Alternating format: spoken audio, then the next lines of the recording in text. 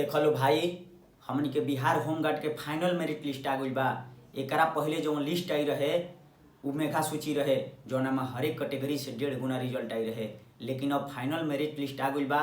यह merit list में जौना भाई के नाम बा वो भाई लोग के तो जिंदगी सवर गई, लेकिन जौना भाई के मेहनत कैले के बावजूद भी नाम लिखे वो भाई लोग के तो किस्मत ही खराब बा भाई।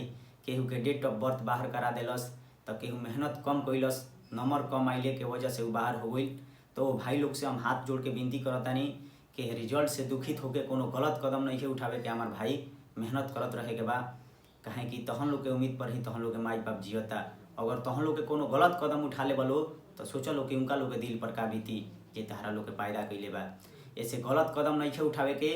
अगला भर्ती फिर आवता, यही जुनून यही जज्बात के साथ आजे थे तैयारी करे में लाग जाए के बा। हमार भाई हमेशा अपना हार के स्वीकार करे के बा आ जीत के तरफ बढ़े के बा। सबसे ज़्यादा जीत तो वो दिन होखेला हमार भाई जब तू अपना हार के स्वीकार करके जीत के तरफ भागेला, उहे सबसे बड़का जीत होला हो। कहल गइल बा कि जे पानी से नहाला उ लिबास बदलेला और जे पसीना से नहाला उ इतिहास बदलेला।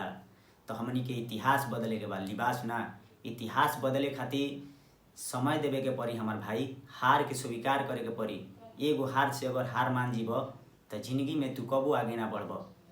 ऐसे सब चीज़ छोड़ के बस एके चीज़ के तैयारी करे में लाग जाए के बा कि जौन कमजोर बा ओकरा के मजबूत बनावे के बा आ हर हाल में अपना माई बाप के सपना के पूरा करे के बा हमार भाई।